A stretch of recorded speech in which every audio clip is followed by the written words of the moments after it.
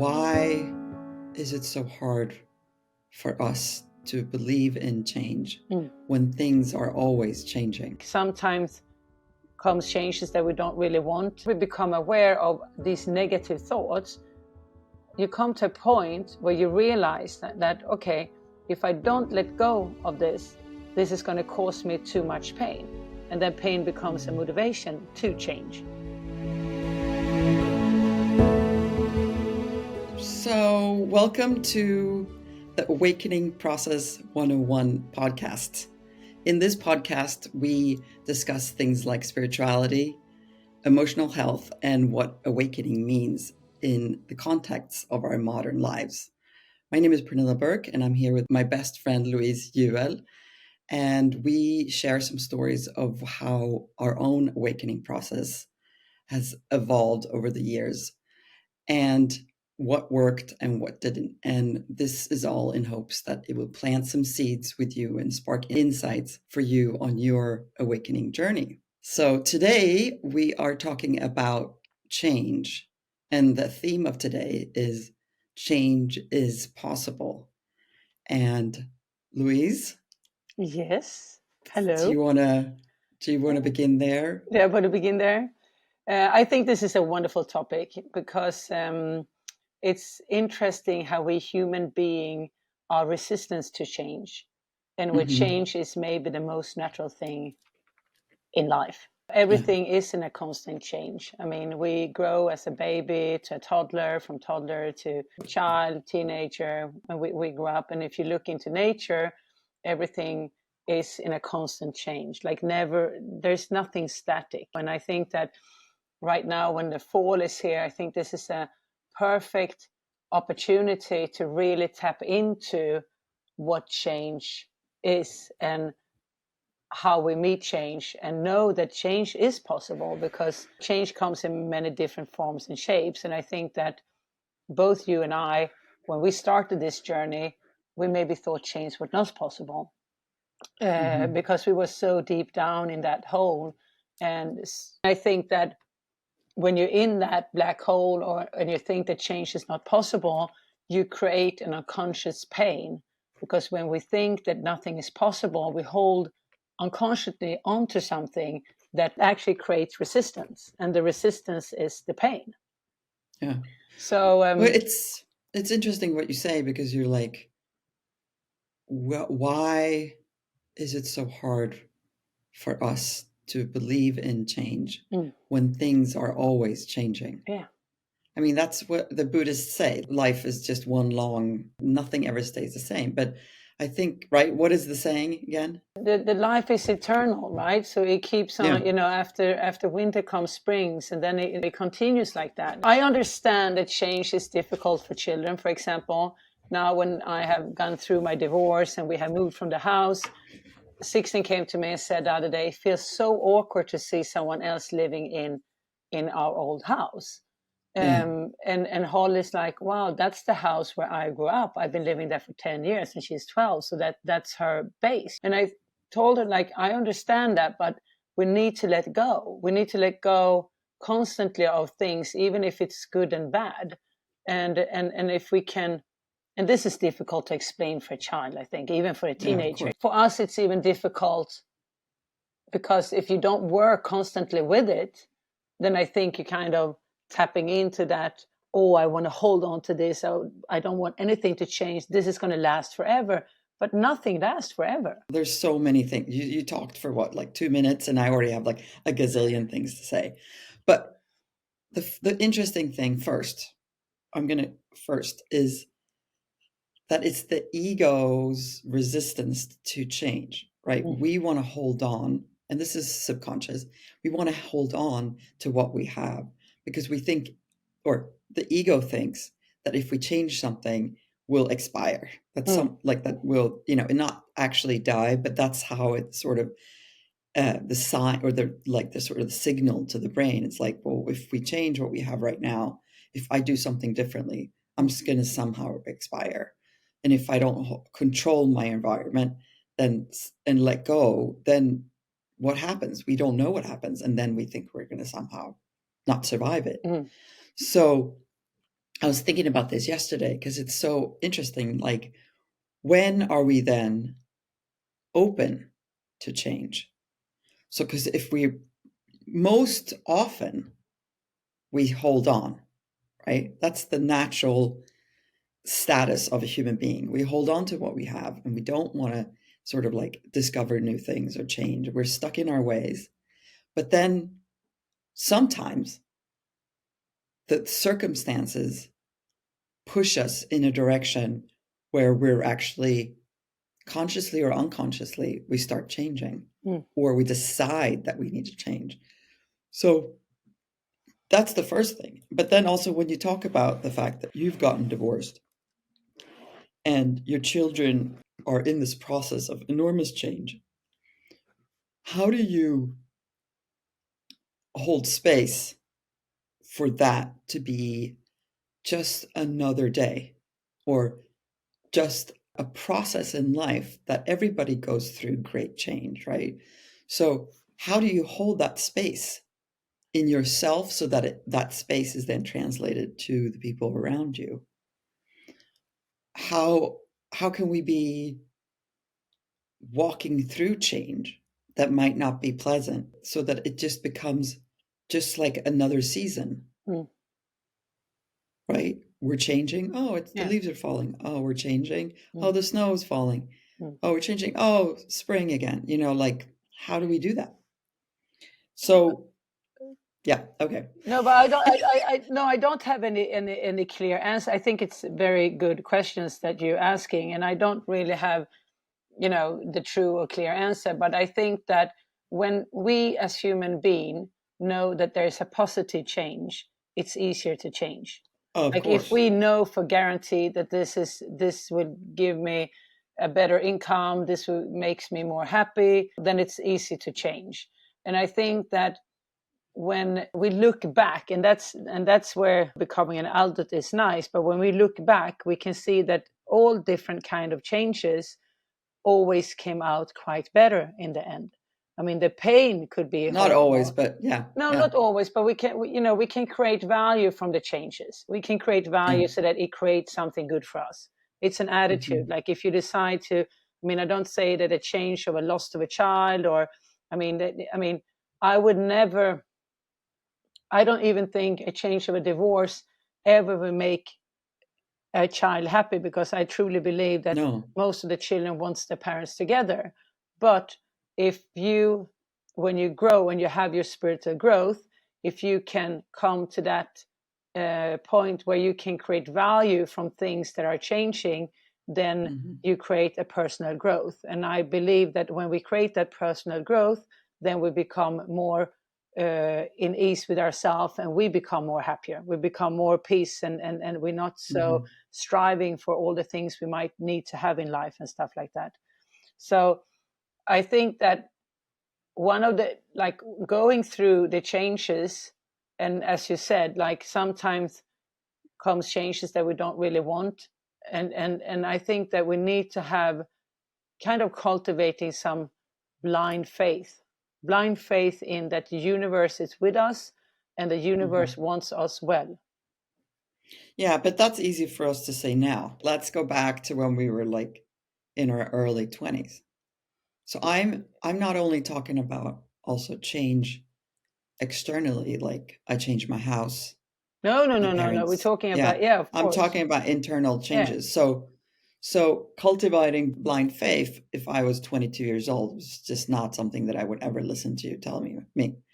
So when I was going through this yesterday, I was like, okay, so what was it, for example, right? What are the moments that push you to a place that you are open to changing? So pain, right? We talked about this before. It's like you puff along like a train, you're like going along, and then something happens and you decide that it's a time to change. That's usually how things happen. But then there's also, I was thinking about this yesterday, like as human beings, now you and me, for example, we've been through so many changes that we're always ready to change, but we didn't used to be that way. So that's a big change for you and me too. Like I was completely fine for about 12 years drinking and doing drugs and going out every night. I was fine with it. I thought Mm, that's the best thing in life. mm, What are you mm, talking about? mm. Right? But then one day came along where I'm like, this is causing a lot of pain. Yeah, yeah, yeah. I should change. And then it's the same thing with like relationships. I had dated all these people and like one day I was like, this I is need to not change. working. I need to change. But then I think after a certain time, when you realize that things are better when they keep changing. But the If thing I is that stay, now I have to yeah, ask you, because yeah, I think a lot of people, including myself, have things that I want to change, but sometimes I don't know how to change them. right. And what do you do then? But that's a very good question. I think it starts No, with but seriously, let's think about this. no, but I think If you okay, can, I would actually take as an example. Now it's mhm, autumn. All my yoga classes, especially in the yin practice, but also when I do vinyasa and hatha, the autumn is about letting go. It's the breath, it's the lungs, it's the large intestines that takes care of what we not digest. It's emotions like sorrow and happiness. Doesn't have to be mhm, a heavy sorrow, but it's that lightness of when we're letting go of things. And I align a lot of things with nature, because when everything starts changing in the nature, you see the colors of the leaves and everything like that, and then they suddenly just slowly falling down, and the days become shorter. There's so much, and I think that when I start my classes, I always start with an intention. And the intention mhm, of the practice is, okay, what do I wish I could let go of? I don't mention the word change, but I say what habit or thought, my critical thought mhm, or my bad habit, or what relationship or what work situation, what would I like to let go of? And then mhm, when you come to, okay, I really would let go to my critical thoughts. I'm tired of just talking bad to myself. Then I mhm, already started to broaden my awakeness and my awareness. So becoming mhm, aware of, and I think, as you said before, when when I believe that the body wants us well, universe wants us well. So when you more we become aware of these negative thoughts, you come to a point where you realize that okay, if I don't let go of this is going to cause me too much pain, and then pain becomes a mhm, motivation to change. And mhm, then, oh, mhm, how do I mhm, change this? Well, sometimes that's what I'm talking about, just about having the wish of wanting to change something, and then a little bit mhm, surrender and have faith. mhm, Okay, this is, I need to change this to create the success I want, or to meet the man I want to have, or whatever, if it's internal or mhm. internal external change. But I don't think it's a manual of how we do it. I think it's very, No, it's very individual. yeah, very individual, and also for what kind of change we're into. Yeah, so let's take the example here with the critical thoughts. Yeah, If I think about that from the aspect of meditation, yeah, right? So when we sit down to meditate, there's a process, like a life cycle of the meditation practice. So, for example, you're meditating and you've had a day when your thoughts are, it's just bad in there. But then if you begin, and that's what you just said, it's like the awakeness around it, the wish, but you begin to see that the thoughts, they have a life, right? They're floating in your mind chatter in front of you. And having that awareness that I'm here, Louise, I'm here.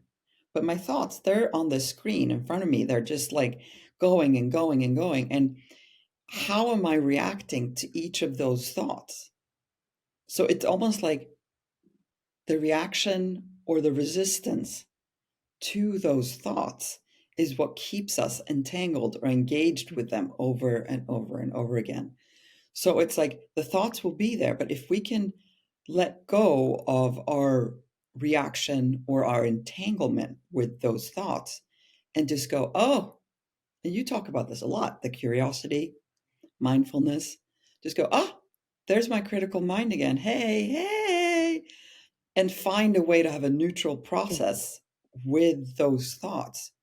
And that's where like meditation comes in, because it sort of zeroes in on the thoughts. Sally, my teacher, Sally Kempton, always says, it takes half an hour in meditation to actually see this. So how do we do that in a shorter process? And I think, again, we've talked about this, but it's like, if there's a specific thing that you think about that is critical, like it's not enough, right? It's not enough. Whatever it is that I have, it's not enough. So it's almost like we write it down. It becomes like a thing that we were working on this month. Like, how do I release this relationship that I have with this one critical thought? Like, how do I step back from this and not react, not act on, not engage with this one thought? And that's how it begins to dissolve, because then we see that the critical voice is just energy. Yeah, and it's not actually you. No, it's energy, but isn't it like we also have talked about that when we become aware of how we react in any situation, if there is a stressful situation or if that's the critical thought, then we are giving a choice. How do I want to respond on that?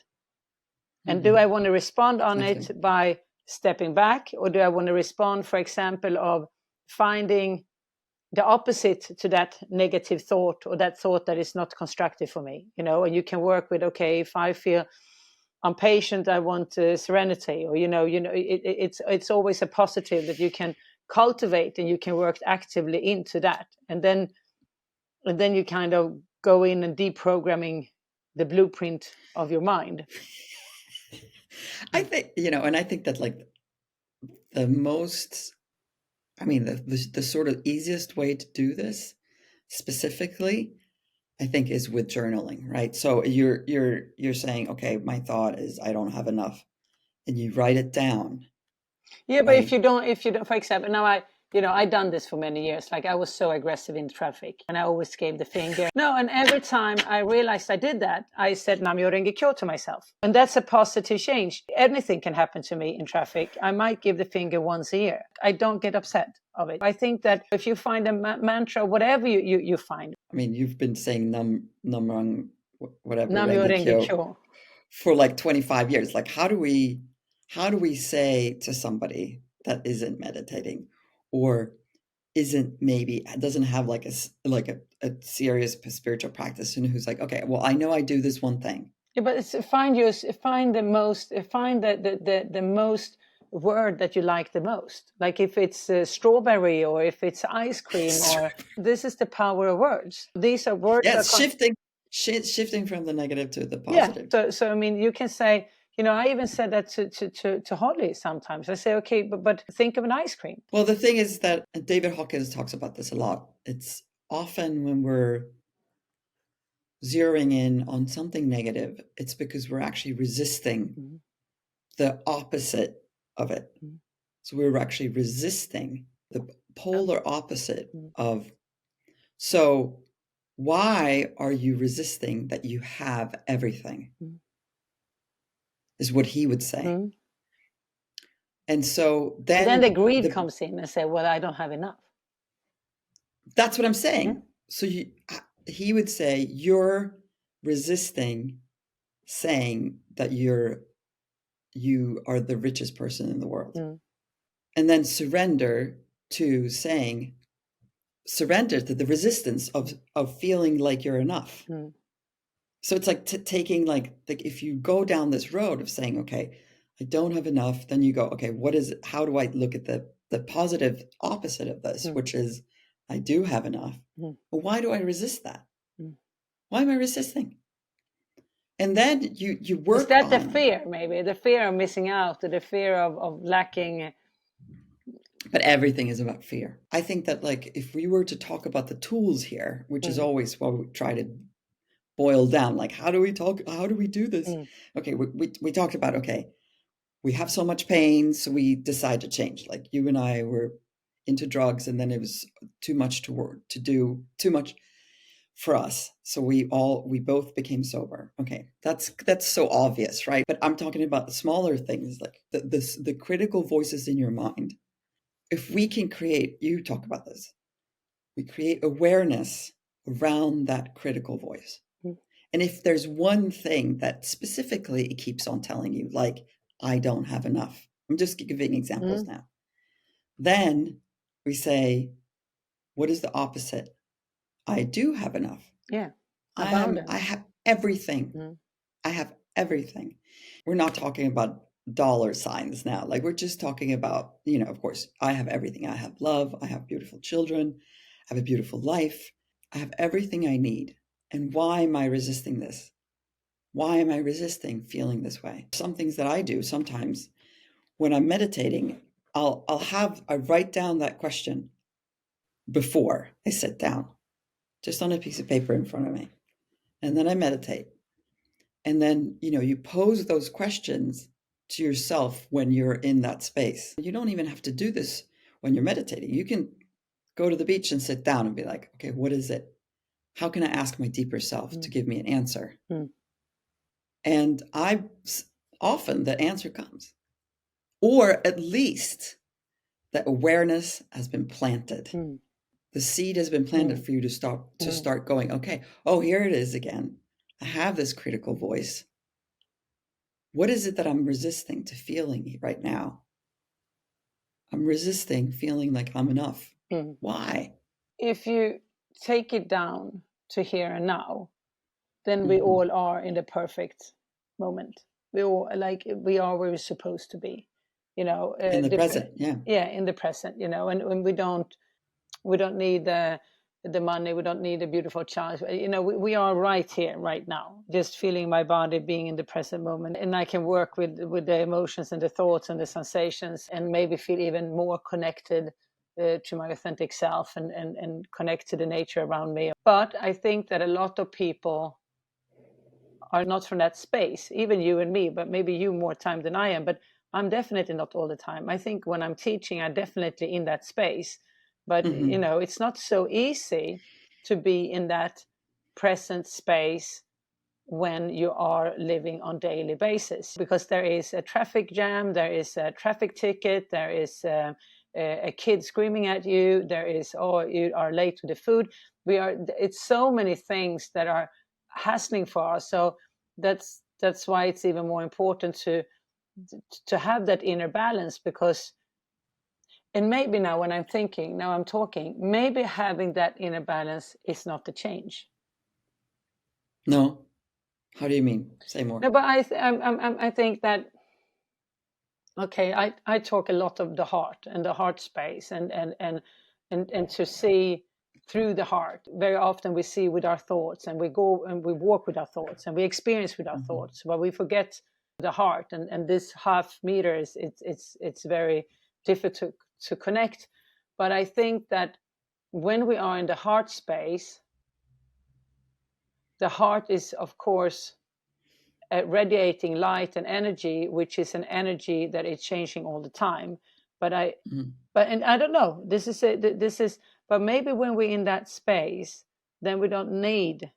What we need to change is that critical thought. We need to change our jealousy, or we need to change me comparing my inner with someone's outer. It just came to me now that maybe when we really arrive in our authentic self, we don't need to change. Yeah. But how do we get to arrive in our authentic Well, self? yeah, but that's a spiritual practice. That is, I mean, Yes. nothing comes for free. God damn it, we really need to work on it. It's a lot of work. Yeah. I think it's important to remember that everything is baby steps, and even the smallest amount of change, if it's in the right direction, is for the better always. But that is How do we not to know if it's the say, right direction? because We you feel know. better, Yeah, good. right? Good So answer then. yeah. So I was thinking about this yesterday. It's like the personality change in me, right? Like, just as an example, when I was 22, maybe, I only talked about myself. I only cared about what was on the outside. I only cared about what party I was going to. And like, literally, That was my whole life, right? And if I was angry, I yelled at people. And I was angry a lot. Like that was my default reaction. I would just start yelling at people. And now I don't get angry anymore. It's so boring. I'm like I'm like a monk. I'm like, hi, okay, yeah. Um, so, but then when I started changing, every little piece of a little bit of feeling better, right? Every step of the way, even though the process was painful, led me to a more peaceful life. But of course, we can change and things go to shit. I don't know. Yeah, but when you said that, I was thinking of all the war going on and everything like that. And I Yeah, mean, it's awful. it's. I mean, Yeah, I I think, can't. but I can't I even. mean, I the can't. essence It's of what we're awful. trying to talk about in this podcast today is that Yeah, I truly believe, I mean that, if there is the will, you can change it. of course. You But know, then, how do you create a willingness? but yeah, and that we could say pain could be a motivation. Hmm. You can be stubborn enough, and when things become too striving, you will see that that will is not good enough. So Hmm. then Okay, you you, mean if the will is too strong to hold on? yeah, and then Yeah. universe will put you, or the circumstances will put you into another direction. So you just need to surrender. You need to understand that this is not possible. Hmm. um, I heard a very, very beautiful thing, that because I think that change is possible. There is a flow in the world change. I love the word possible, because it's Hmm. open up. It's really, Hmm. it's open up a door to greater awareness, to bigger world. And I think that I heard this, and when we can get into that flow, we are surfing on that wave, which is a constant change, Hmm. like the seasons. And this was this guy describing how water. He just said that water is just flowing one way. Water is flowing Like a where river. no, no, it's flowing where there is space. And I was like, well, it was, Yeah. that was a game changer for me. I was like, wow, let's lean back. Wow, it's a lot of challenges right now, but I can't. The more I go in and manipulate, and I think I can control them, the more resistance I create for myself. But if I can step a little bit back, even go with the flow when things are hard, Hmm. because And that's life is surrender. hard. Yeah, that's surrender, exactly. Yeah. Life is So I guess it's unfair. like change is like somehow aligned with the ability to let go and surrender, Yeah, right? Like they're sort of walking hand to side hand. by Yeah. side. But then it's like, where do we surrender with consciousness and surrender unconsciously? And I think that like there's some of the willingness that we see is us, Mm, and some of the stuff that happens is also grace. mm.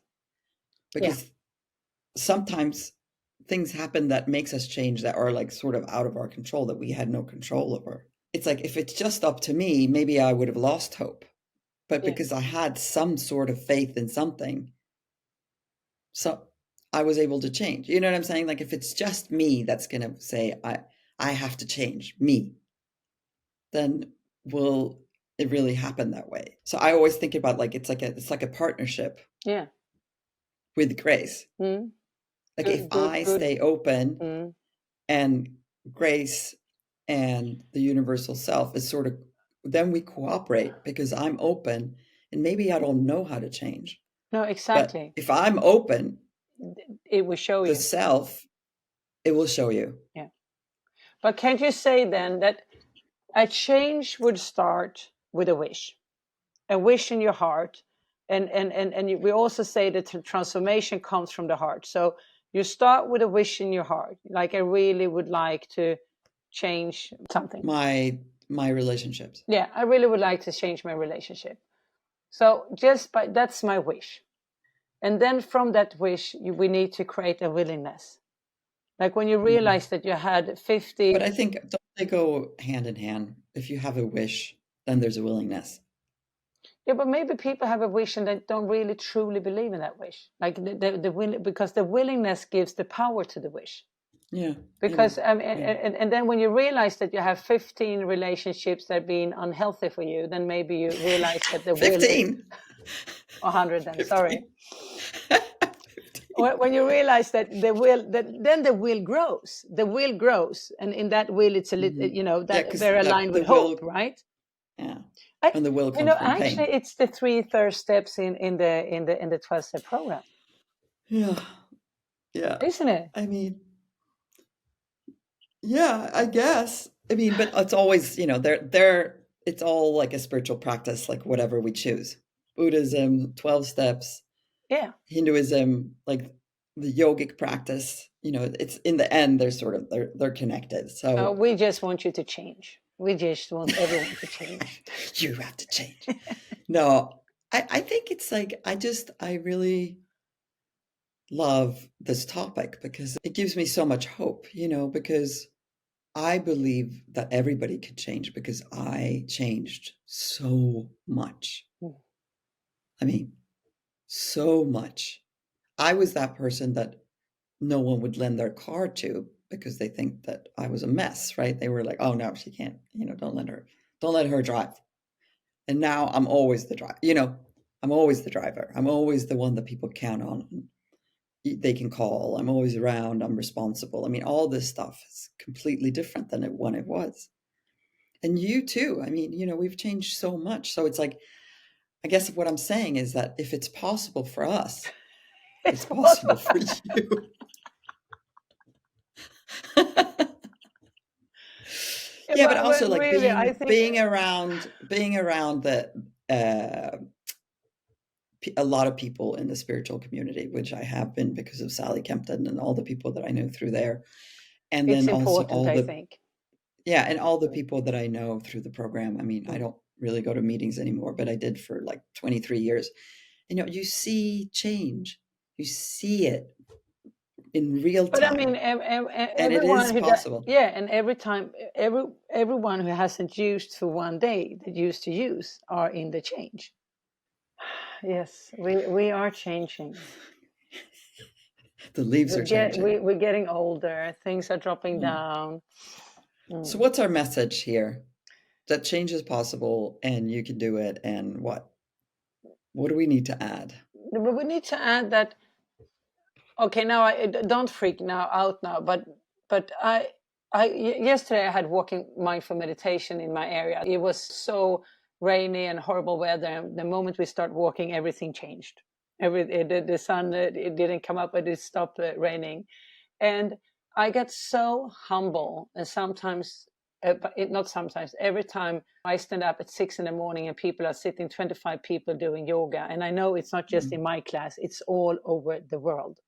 And most of the people going to yoga, it's not just for having a fit body or No, no, not if they come to your classes, no, right? Because it's they to know that yeah, you're a spiritual it's teacher. really to find, to find Yeah. their inner compass for the day, to feel where's my directions today, how do I like to live my day, and with that awareness, we're creating a change of our surrounding.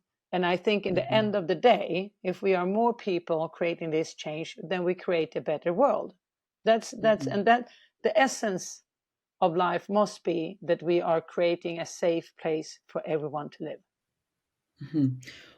Why did you say that I was gonna freak out when you said that? I don't know. Maybe because I start talking about world peace or anything, flying. No, no, I think it's amazing. Uh, But I think it's incredible what you're saying. I really do. The fact that, first of all, these walks in the park, these mindfulness walks, I mean, incredible. I mean, the fact that people show up and they're walking around feeling nature, feeling their bodies, it's amazing. it's mind-blowing to Yeah. me. And the fact that, like what you just said, you have 25 people show up at 6 o'clock in the morning to do yoga. What? You Yeah, know, and that's and I and that's just then imagine everyone in whole that does that. Copenhagen at 6 o'clock, everyone in the Yeah, US, with yeah. No, so no, it's crazy. many. Yeah. No, I remember when I started doing yoga in like 1999, and in LA, and I would get up in the dark and go to yoga, and the sun would rise in the big windows on Fairfax Boulevard. I And, get cool bumps. yeah, and I it was a game changer because I'd never felt things, I'd never like thought about sunrise or this sort of magic hour that happens early in the morning.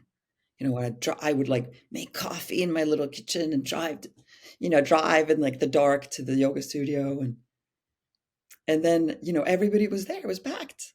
Because the teacher that we had, his name is Anthony Beniotti, who was actually pretty famous at the time. People like it was packed at 6 a.m. And it was so powerful. I think that I'm glad you brought that up, because those are the pockets where we can have hope that, all right, if we're all here doing yoga, Exactly. something good must be happening. Or if we're all here at a meeting at 6 o'clock in the morning, something must be happening. Something must be all happening. These people are willing to change. Exactly. So we're just jump on the bandwagon. But how do we but then this is funny, but how do we integrate that to learn teenager or kids?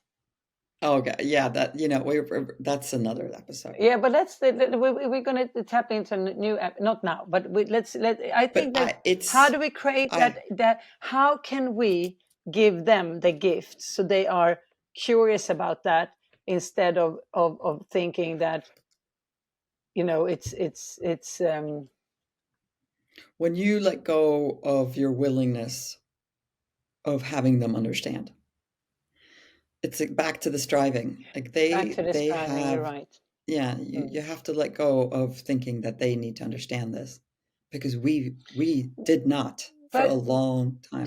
So they will see, listen to me. They will see your willingness and your non-resistance to what is, and they will choose it subconsciously at some point. But if you try to force it on them, then they will not. No, but that I understand. I understand that. But now we're back to the major change, because I had this discussion with a friend of mine the other day. If you look out, everything is changing. Technology is changing. Now we can do cars without drivers. Everything is changing constantly. Okay, so today's podcast, we talked about change is possible. And both Pernilla and I are truly saying that change is possible, because if we could change, anyone can change. And maybe it sounds pathetic, but when you know how much pain we've been going through, pain is a motivation to change. So if you listen to this and you want to change, you can have our words, you're going to change. And willingness to change. Exactly. And it starts with a wish to change, coming aligned with a willingness to change, and then having the trust that your process is ongoing. Online. Yeah. And then grace will help you. Exactly. All right. Okay. Thank you, babes. Thank you, darling. Love you. See you.